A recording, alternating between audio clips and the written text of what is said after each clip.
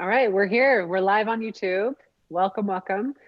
And if you guys didn't know, here on YouTube, you get our visual podcast a little earlier than you do over on iTunes for the audio version. So if you subscribe to both, you can listen, fast forward us if we're talking too slow for you, or push pause.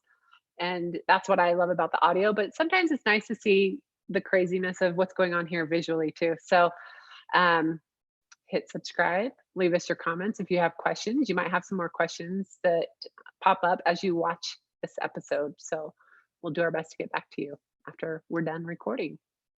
So we're gonna get going now. We're good. Okay. Perfect. All right. As a reminder, we are recording remotely and obeying the COVID-19 house restrictions. We're staying home. So we're all in different places today. And we have a great guest with us that we wanted to introduce to you guys. So the question for today is, can we survive a faith crisis? And it's a question I get all the time. So I know you guys are waiting to hear us talk about this. So we're excited for this episode. Guys, there is definitely a way that you can help, not only in helping other people heal, helping other people find hope, but also in helping other people discover this episode. And that is by leaving a review. And if you haven't done that, please do. But I'm going to read this specific review today because, well, I'll tell you exactly why. You'll see why. It's called "This Has Helped Me." And it's short. And it says, "These podcasts have helped me so much see the other side and feel empathy for my spouse.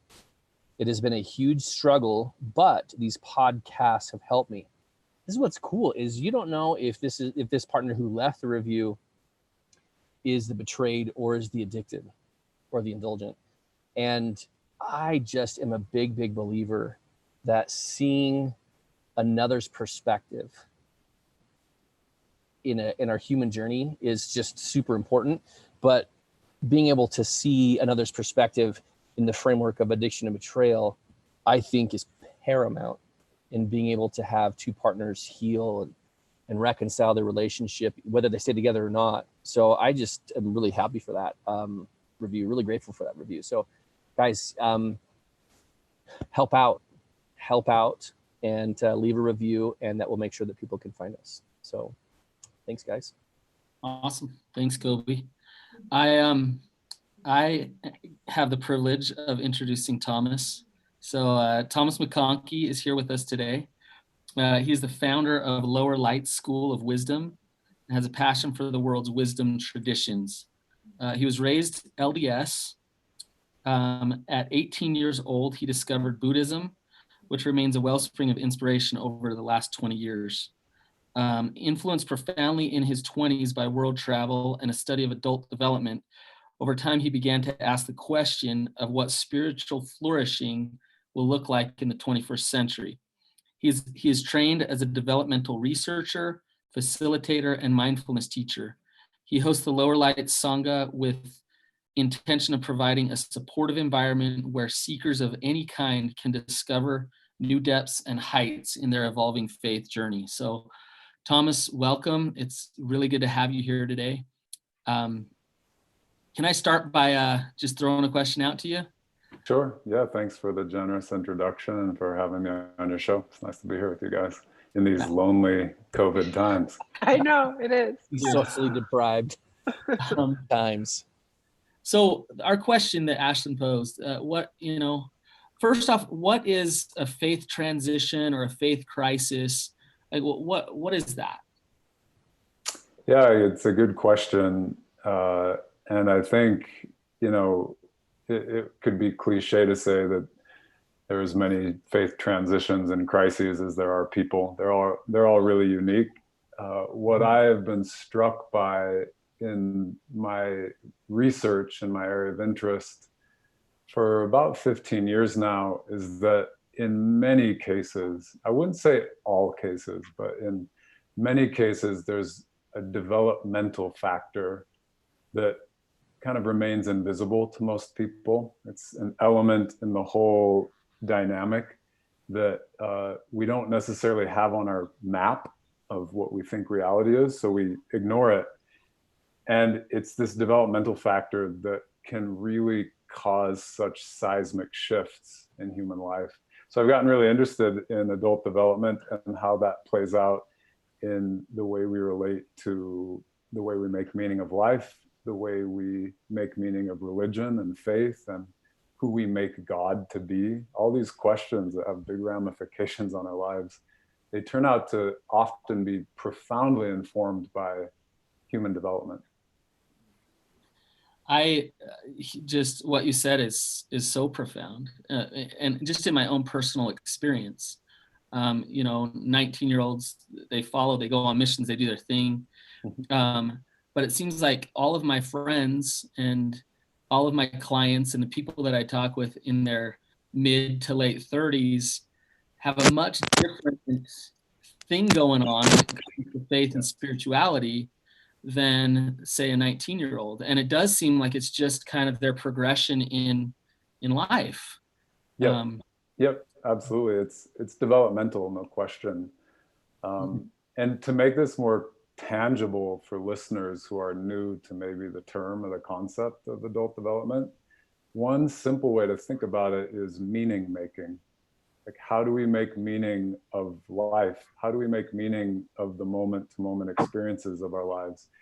If you like catch an Uber to the airport and you get talking to the driver and he's saying, yeah, I don't believe in God. I don't believe that this life means anything. I think it's just like all some big bang accident. That's a story. And that's a very particular way of making meaning of life. And it's deeply informed by human development. And then let's say you have a nice trip to Portland or wherever you just were. Actually, don't go to Portland right now. It's dangerous. But let's say you go somewhere like South Dakota, where, your COVID cases, and you're coming back from the airport, you land in SLC, and the next Uber driver tells you about their just unrelenting faith in God and their belief in Jesus Christ, our Savior, and so on and so on. That's also a way of making meaning of human life. And that also is deeply informed by development. It's to say that these stories that we take to be true, they actually are categorizable and they are patterned. And the field of adult development concerns itself with where are the patterns in all of these stories? And like, how does one's meaning making unfold across a lifetime? So it's like, whether the term adult development sounds really interesting to you or really sterile and dry, it actually is one of the most intimate things we can study about our humanity, because right down to like this very breath I'm breathing and what I'm saying to you in this moment is informed by development. That's super interesting to me, because I can, just as you talked about that, and Brannon, with your question, I look back to my context with my relationship with God from an early age. Was just always taught about God, taught about faith, taught about Jesus Christ. But what's interesting, as my shame increased with my addiction, as I acted out over the years, and my shame would compound and become greater and bigger. And I got to a point where I realized that actually, once I started recovery, I realized that I had framed God in a way that totally didn't serve me and was counterproductive to who I wanted to become. And Brannon, that's probably, I don't know if that's, I'm sure, I don't think I'm unique in that specific way, but is that something that you hear all the time as well? Oh, if you bring, high rigidity in religious beliefs, and then sexuality into the equation, and it's a shame machine. It's a self-rejection machine, and that ultimately kind of kills spirituality. And it's interesting as you talk about development, because I see that, meaning God. I do this thing in my groups, it's called Fire Your God. And to a lot of these guys, they look at God as this source of just something there to punish them and reject them, right? Thomas, I want to ask you a question here. And you know, just your energy is I feel like we can go deep fast here, and I'm already feeling zen just hanging out with you. Yeah, that's awesome. He has that calming effect. Yeah. So okay, so here's the deal. If I'm let's say I'm an atheist and or I hate God or whatever it is, or let's say I'm a believer and you know Jesus Christ is my savior, or if both of those are kind of based in meaning and development and story, right? Is there a way to transcend the stories and find connection beyond the stories? You really did just take us into the deep end. That's amazing. So, great question. I'm reminded, for whatever reason, as I was just enjoying the sweep of conversation now, I had this flash of my first meditation teacher, who actually had an LDS background. He hasn't been involved in the church for probably 3 decades at this point, but was formed in the LDS tradition. And I met him when I was about 18 years old, and I was just getting into meditation. And it was the first time I'd met him. I was having a conversation with him, and I was really troubled. Like, I love your phrase, fire God. I was like in the process of trying to fire God because I wasn't happy with the role he was playing in my organization, if I can extend the metaphor. And I remember my teacher, when I asked him, like, so who is God to you and what do you think God is?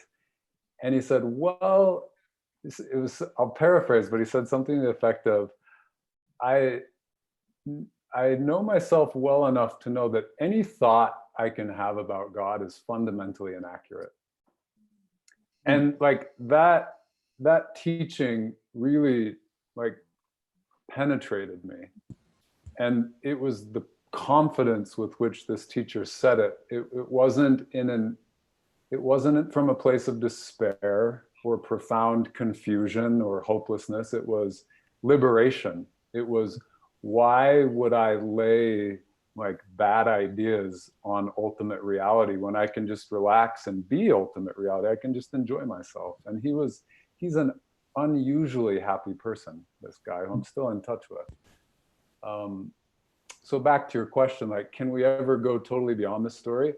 I feel as long as we're human and as long as we're wearing these bodysuits around town and like having a human experience, we'll also put on stories.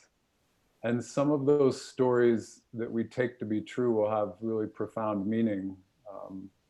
You know, like if you ask me if I love my wife, and I say, yeah, I do love my wife. And you say, well, that's just a story. That's just a story you're telling about like being a human being and being married. And I'd say, yeah, I would concede at an absolute level. Yeah, maybe it's just a story, but it's one I want to like not question at the moment. Really hang on to. Yeah, so a really hard-hitting and practical developmental question we can ask ourselves is, what stories do I take to be true? And what are the effects of taking certain stories to be true? If I take the story to be true that God is punishing and disapproving of me, and I realize that that leads to depression, anxiety, and like a general sense of dissatisfaction in life, maybe I should challenge that story and maybe I should try on a new one. And if the story about loving my wife causes me to be more selfless and more full of joy, then maybe those are the kinds of stories I can keep with me. That's great. Thomas, what are some of the reasons why, in your experience with this, what are some of the reasons and circumstances perhaps that people begin to question their relationship with God, or question God, or question the faith in which they were reared? Yeah, I mean, so many different reasons. I'll just speak locally. You know, I'm based in Salt Lake City, and I, you know, run a nonprofit here. And people with an LDS background, they'll wonder often, for example, about, well, we know more about the Book of Mormon, the Book of Abraham, than we used to. So they'll wonder, is this actually a historical document? And if isn't, what would that mean about the cornerstone of our religion? That's a really common one. Or maybe like how the church is handling its relations with the LGBTQ community. We might think this doesn't feel loving, and yet the premise of the church is that we're the most loving Christ-like people in the truest church that's ever been known. How do I square that? So I could rattle off, and if you go to Jana Reese's book, well, that's diving too far down in the direction of like top 5 reasons people question, but it's often over social issues. They feel like their church is underperforming in terms of like social activism. People worry about the historicity of religion. Is this, all this stuff we say is true? Is it actually true? Those are big. Another big one that we see in the developmental research is when we have a friend or some kind of mentor or just some presence in our life who's living life from a more mature place, and we sense their freedom and we sense their compassion and we sense that they're embodying something that we can only just get a peek of when we're on our tiptoes, and we think, maybe like this place I said was the final destination of life, maybe there's a lot more beyond this that I haven't explored. And that's a huge catalytic factor in causing people to doubt and change their mind about things that were certain just yesterday. That's really common.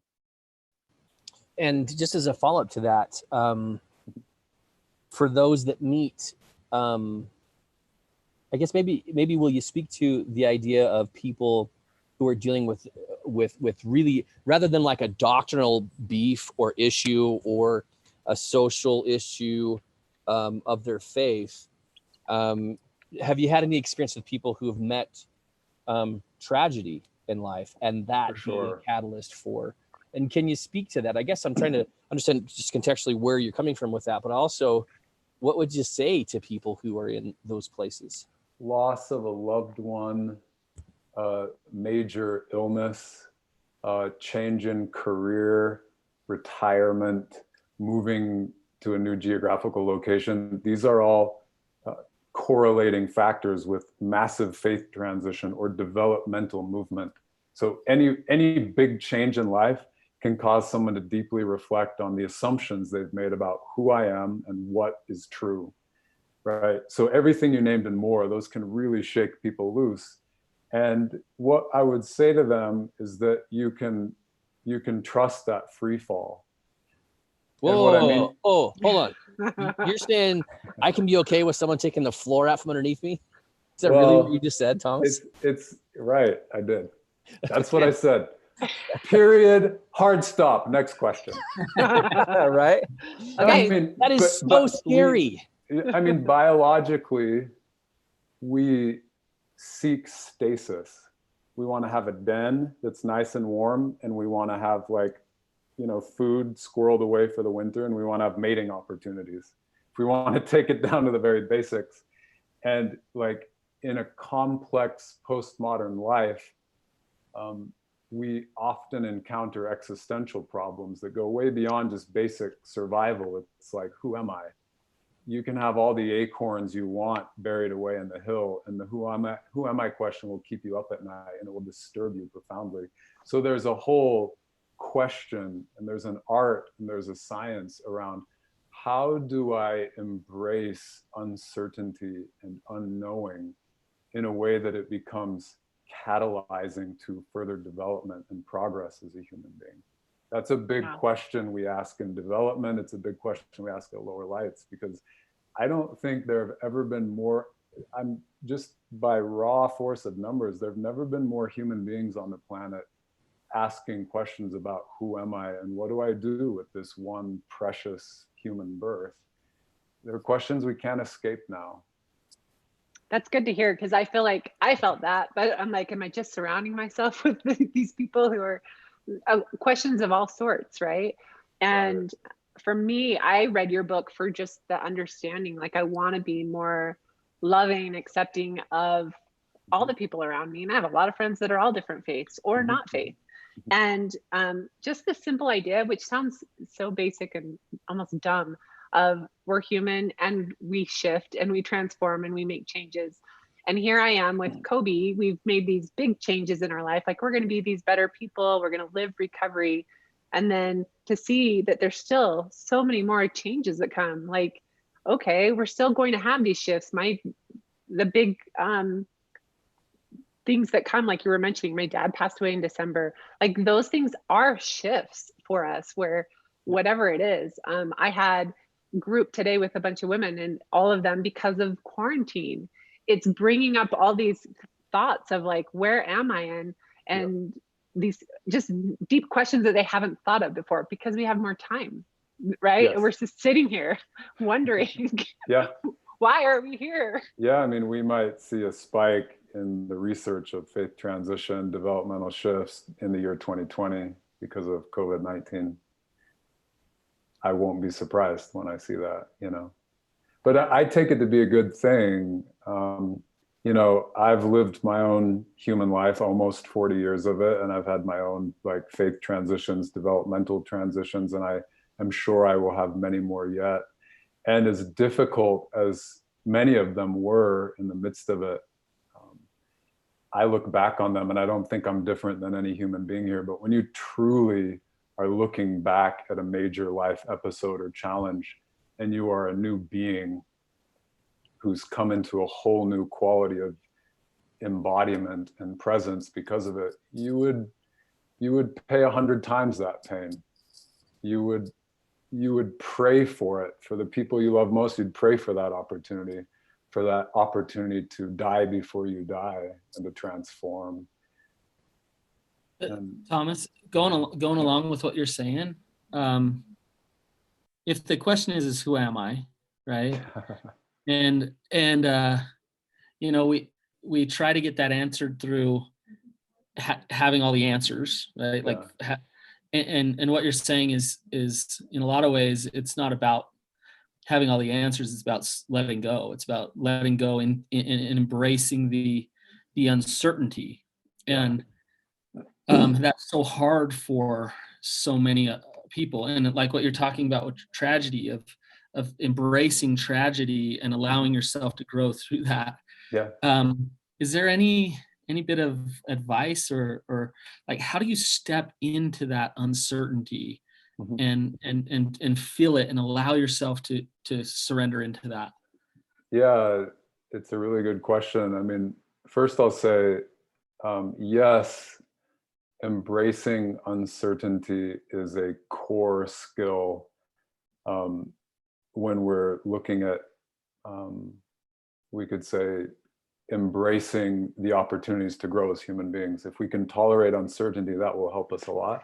But the paradox there is, as we embrace uncertainty more and more deeply, we become more and more clear about what we do know and what we do care about. So uncertainty leads to a greater depth. In Zen, we say that we need great faith and great doubt in order to wake up, right? And we don't talk about that in the Abrahamic religions so much, but the Eastern religions really make use of, you need to doubt everything you thought you ever knew.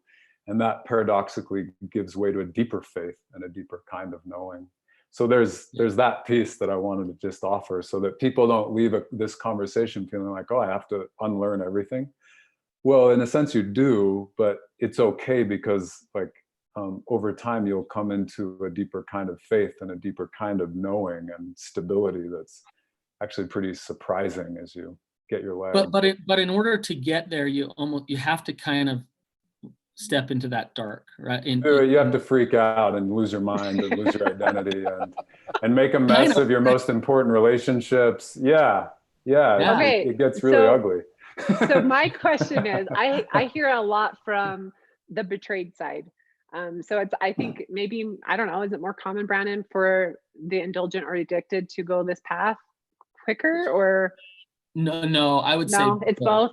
Okay, so just the disruption because of it all, it gets them both thinking, who am I? What am I doing with my life? Okay, so 85% of my audience is the women, and so I get more of the women. But that question, like that we started the podcast with, can we make this work? And I go back to, for me, it's like, you have a thing in here. my argument is that we can all learn to express our own unique growth in healthier ways, like whether you are believing in religion or not believing and all these things. And that's where I think the empathy, the review you read, Coby, of really listening to the podcast to try to have empathy and compassion for our partners or for whoever is going through that, for yourself if you're going through this faith transition or crisis.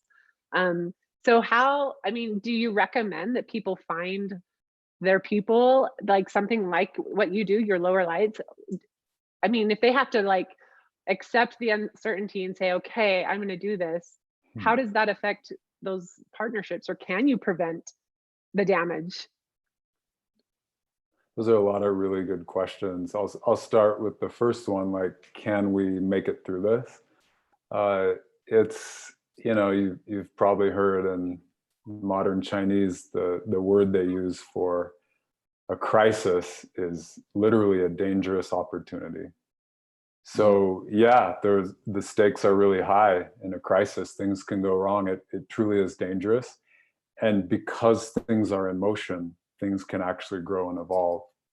So, you know, with that said, we can take advantage of a crisis and be humble about it and embrace the invitation to change. And we have to be really gentle with ourselves, and we have to be especially gentle with our partners, right? I've seen, if there's a major abuse of developmental psychology and research, it's that people learn about the stages and sometimes will like use that map to explain someone else, like, oh, I didn't realize this person is just at an earlier stage of development than I am, and they're not as complex and sophisticated as I am, so they can't understand me. And what's usually much more helpful when we're looking at development is how do the stages of development reflect, like as a mirror, reflect back on my own growth, and where am I coming up short? And if we really keep our eye trained on where we're growing and just take care of ourselves, we tend to be much more compassionate and able partners. So that's why I stress being really, you know, gentle and generous with one another as we struggle. You know, relationships are one of the most tender places where human development applies and can get really messy. But one reason I love teaching development is I've seen couples who just felt it was an unbridgeable gulf, like we are completely different people. They realize, you know, we're not that different, and maybe we're in different moments in life right now, but it's obvious to me that like you're deeply worthy of love, compassion, esteem, respect, and I choose to support you as you make meaning for yourself. You know, that's really what I hope people take away from the learning. Beautiful. That's oh, go ahead, Coby. Brannon, please. No, I was just going to say, for me, personally, with my wife, I think one of our deepest areas of intimacy is spirituality, and she's gone in her directions and I've gone in mine, and we're in a much different place. But it's just, you know, it's acceptance and compassion, and because we're so different, we've connected more.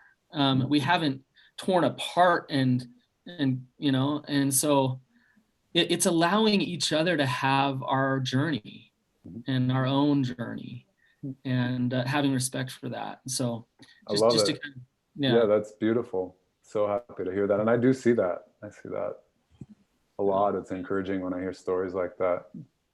Yeah.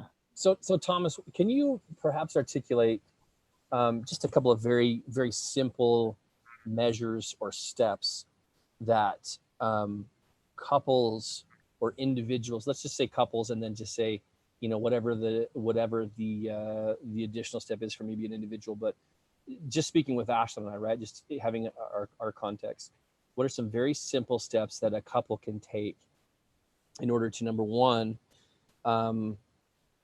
be open to changes in their faith in God and in the religion where they were made, but also not, I guess, but also to stay connected, right? It's like, it's one thing to say, this is where I am right now, but it's another thing to keep a pulse on that without freaking out about the ground from under you being yanked out, right? Right. It goes back to what you had talked about earlier, but what are some very simple things that people can do to understand and be understood, but also to keep the pulse with where each other are in your experience? Yeah, it's a good question, and it's difficult to answer in the abstract. And what I mean by that is, I talk to a lot of individuals, I talk to a lot of couples and families about like how these dynamics are playing out, faith transition, developmental transitions. When we get into the nitty gritty of the details of their lives and what actually are you afraid of, then we can get very personal about like the best way to respond. So in general, if I try to step back and respond to that, I would say that knowing the territory just a little bit better than you currently do is a really good first step. And let me use an analogy. If you're out in the wilderness, let's say you set out and you had a plan, like we're going to go on a 48-hour backpacking trip. We're going to cover 15 miles during these 2 days. And let's say like come nightfall, day 2, like the campsite looks nothing like it did in your like, manual that you bought. And you realize that you're lost and you don't know where home is and you don't know how long your food supply is going to hold out, et cetera, et cetera. You get the analogy. Development's a lot like this, in that most of us have grown up with a very definite idea of this is where we're trying to get, this is how much food we'll need and how much time we'll take to walk there. And here we are in some strange place. It looks like nothing like where we thought we'd be. And so we start to panic and we start to bicker and we start to blame the other person because they're the one that got us lost and off trail, basically. I see this happening with couples all the time. It's a really natural thing. But if we know the territory and we realize, oh, actually this other map that we hadn't looked at, it says that, there's fresh water a mile down the hill and, there's a lot of edible shrubs. I'm just going to like stop torturing the metaphor at this point. But if we know that we're not going to die, that we're actually okay and we have resources around us, and if we like, start to flex our survival skills, after a little while, after the panic subsides, we start to feel more alive than we've ever felt. We're like in this brand new territory. Our senses are heightened. We're just thrilled to be alive and learning new things. And like before we know it, we're at some new place that is better, like orders of magnitude better than anything we had ever imagined we could arrive at as an individual, as a couple. And the path of development is like this. It takes faith to like push past the like original campsite where we were just gonna pitch a tent and call it good. But if we know the territory just a little bit and we have our basic survival skills, we learn to thrive and we become totally new beings and we become totally new couples together and new families and new communities. I've seen this process countless times in my career. And I don't recommend disturbing campers who are nested and warm in their sleeping bags and settled in. If they're good at whatever campsite they stopped at, I don't recommend, breaking that up. But for people who are like visibly distressed, like where the hell are we? To say like, hey, like I've got a map here and you're going to be just fine. I've hiked thousands of miles in this terrain, and just over that hill is like high ground, dry land, that kind of Yeah. thing. It's interesting because I'm listening to you say all this and I'm like, oh, it sounds just like how you deal with betrayal trauma. It's like, get educated, find people, like you're not alone. Yeah. And it sounds very similar to that. And I think Awesome. maybe as humans, we think I have to do this hard thing alone and I don't know what to do. Yeah. And we're not meant to. Exactly. Yeah, no, totally. It requires a little bit of a shift in mentality, but when we accept that we're not who we thought we were and that life isn't what we thought it was, that alone is traumatizing. It can take decades to recover from that shock. But if we're willing to shift and say, okay, so I'm not who I thought I was, and my partner isn't who I thought he or she was, or they were, or, you know, like life isn't what I thought it was. Once we recover from that shock and just relax into, okay, there's an art and there's a science around how to fall apart. Countless people have fallen apart before. So let me learn from the people who've fallen apart.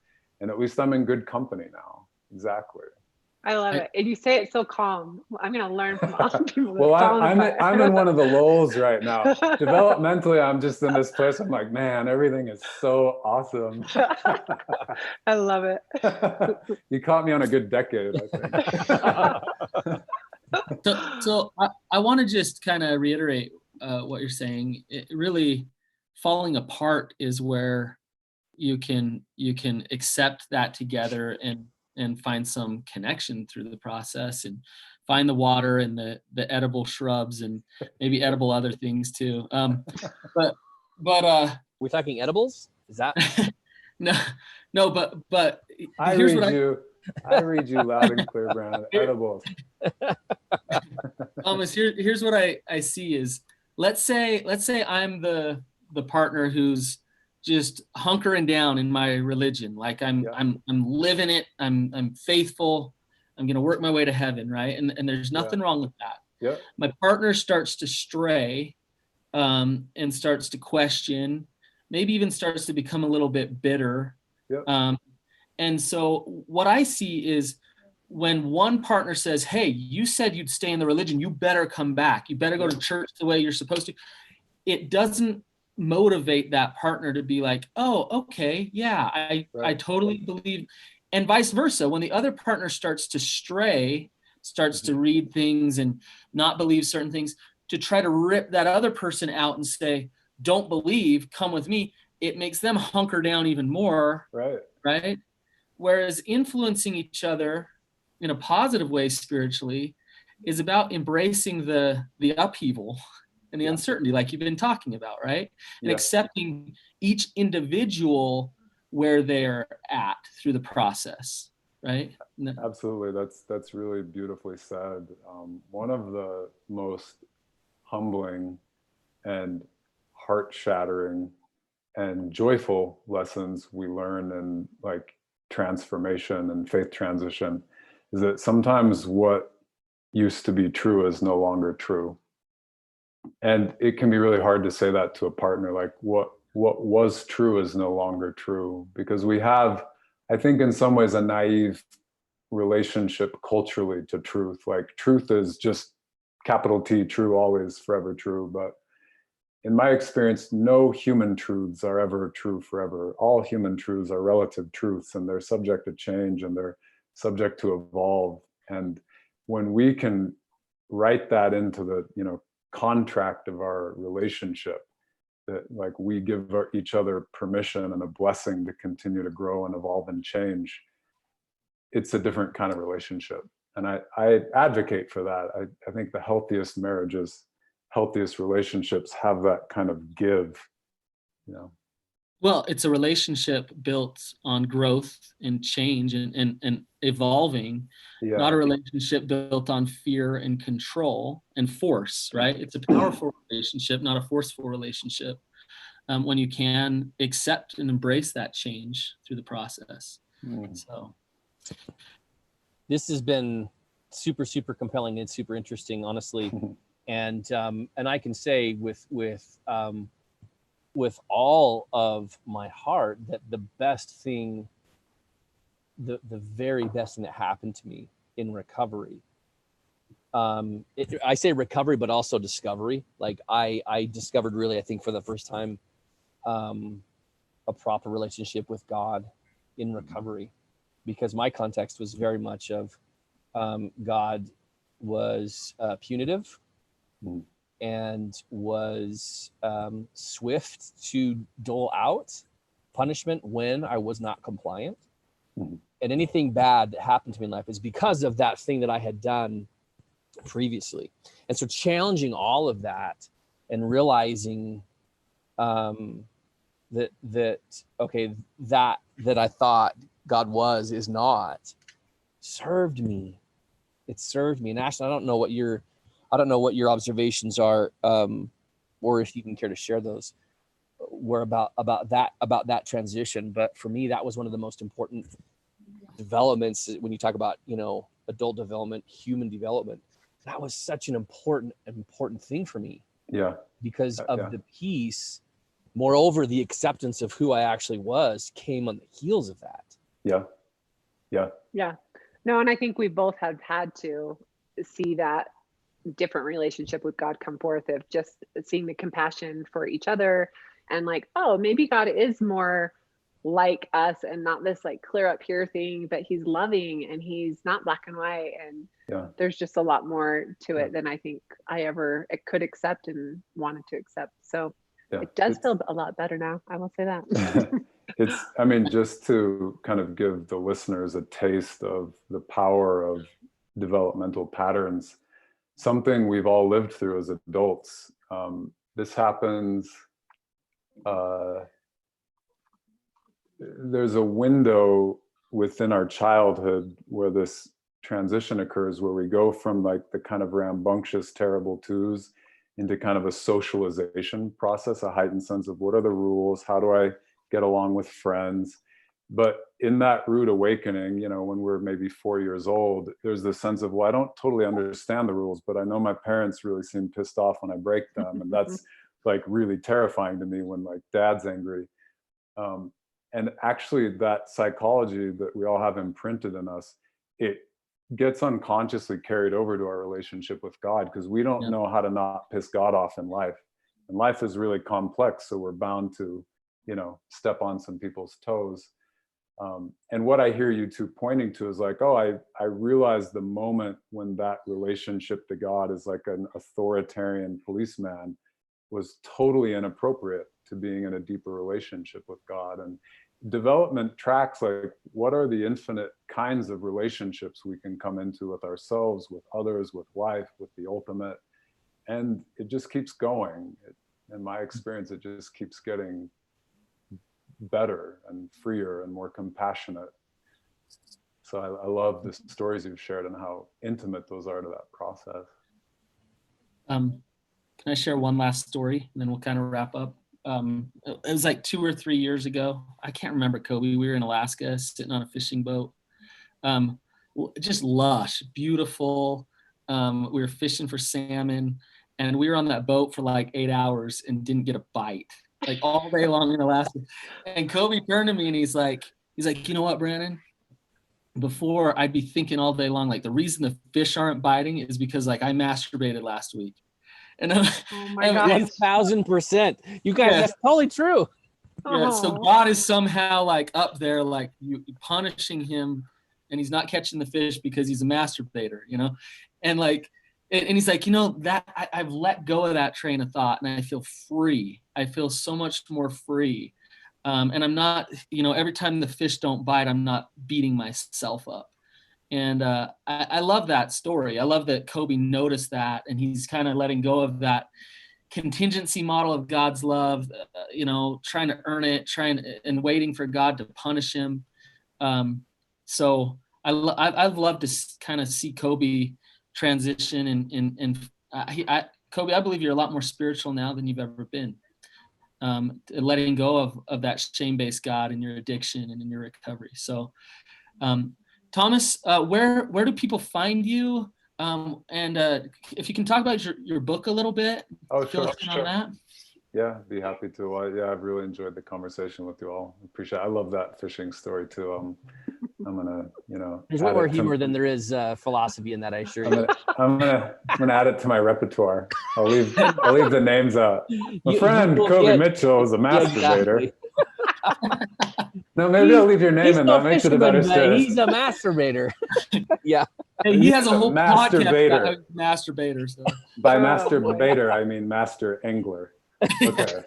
So the book, I wrote the book. I've been studying developmental psychology for years, and the literature is dense. It's difficult to get through. You have to be really dedicated. So I thought, well, someone should write a primer, like just the basics, so anyone could pick it up in a few hours, feel like they have the most important information at their fingertips. That's what I wrote it for. And I, being in the LDS community and with being surrounded by people who are in crisis, I thought, well, I'm going to talk about development in the context of faith crisis, faith transition. So that's what the book's about. And, So question on that. I love the book, honestly. And cool. for Ash, hold me, it up straight, upright. I've always been, and our listeners know this, I like to educate myself in whatever, like, I just want to understand. I want to have, and what this really is, it says a developmental map. And it really was for me like, oh, this makes sense, right? A simple developmental map. Yes. But can anyone read this? Or is it, I mean, I remember you saying like, I would retitle it if I could, because it does say Navigating Mormon Faith Crisis. Well, it's definitely, I mean, it's a Mormon book. I didn't try to consider, I talked to people going through faith crisis in Judaism and Hinduism, and I did my research, but I wrote it for Latter-day Saints. If I were to retitle it, I would call it something like Transformations of Faith. Okay. It's less about emergency medicine, like, your hair's on fire and we got to do something to save you. And it's more like, oh, you're transforming, what wonderful news, let's enjoy it. And that's, if you read the book, it reads more like that it's just a kind of expansive treatment of how the faith journey is unending. Yeah. So there's I do think everyone should read the book, because I think for most of us, you have someone in your life that you love who has gone down this road of transforming and shifting, and it does feel scary, but there's so much beauty, like you said, in that. Yeah. When you can educate and understand the people you love more. So thanks, Ashlynn. Keep going. Tell us more about where they can find you. Yeah, there's the book, and then there's the community. Really, after I wrote the book in 2015, a lot of people said, well, where do we get together and actually practice? Because like, these are really powerful ideas, but how do we do this together? And that really inspired the formation of Lower Lights. It's a community where we practice, we say, waking up and growing up, right? Like human transformation, evolution. It's a faith journey for some, and for others, it's just an exploration of who am I, So lowerlightswisdom.org.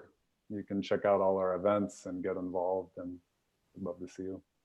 Great. And you're currently online because of this. So people wherever can come. We meet online 3 times a month now because of COVID-19. So you can jump onto a call. We have a podcast called Mindfulness Plus, where I kind of distill little, dewdrops of awareness practice, development. Yeah.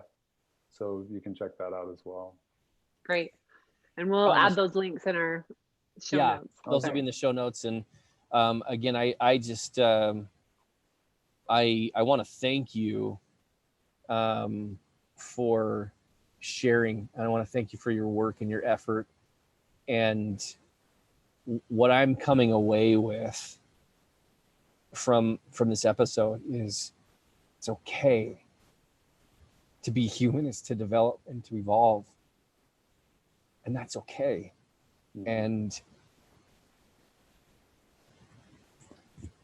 to